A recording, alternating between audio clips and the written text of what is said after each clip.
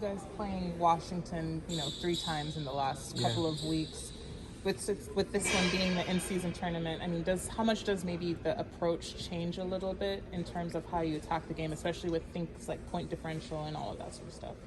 Yeah, that stuff's always there. I think we want to win the game is the main thing, and those things during the course of the game kind of take care of themselves. But that's the main approach. Obviously they've beaten us a couple times, and we want to get a win. Coach, Dyson's defence has drawn a lot of attention this season, internationally, nationally, domestically. And when he steals, most of the time in the NBA, a steal is really an interception. Guys play passing lanes and pick it off. But Dyson's able to really generate defence by reducing the risk of gambling. Just how much does that come back to instinct versus scouting and just a guy's ability to defend without fouling or giving up shots? Yeah, I think it's more about his instincts, his length. And as you said, he calculates the times where he I don't even want to call it gambling when he looks to make a play versus when he's more aware of just making it hard on his matchup. But I think it's a unique thing about the way that he plays defense is that he's able to guard his man and still make plays without taking himself out of position. Before he came here, you obviously had coached against him and you'd seen him, but he didn't play a ton of minutes in New Orleans there.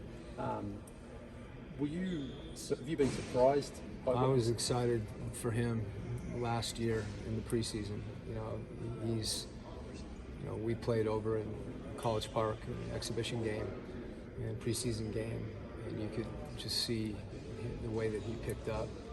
And so he's someone for me personally that I've followed the Australian national team and seen him progress as a player, and I think having the opportunity.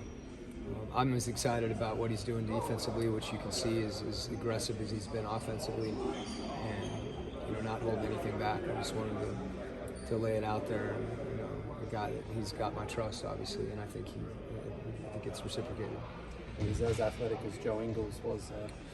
I don't know. Joe was pretty athletic. Joe had a lot of other attributes. Don't let him watch this.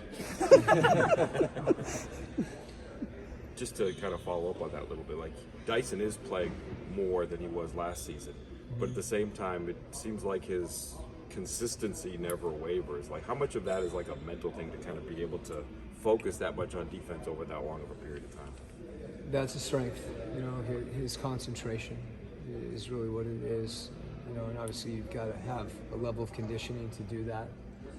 So physically he's able to do it, but I think he's very disciplined mentally in those situations. And it's harder to do that the more minutes you play.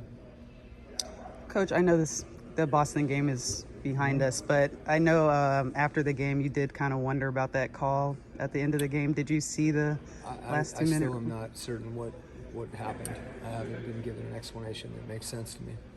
Did you see the last 2-minute report, or did you hear about the inadvertent whistle? Moved on. Okay. Yeah, I knew it was an inadvertent whistle. I'm not sure how they ended up with the ball. Trey and wow. Trey was here in practice.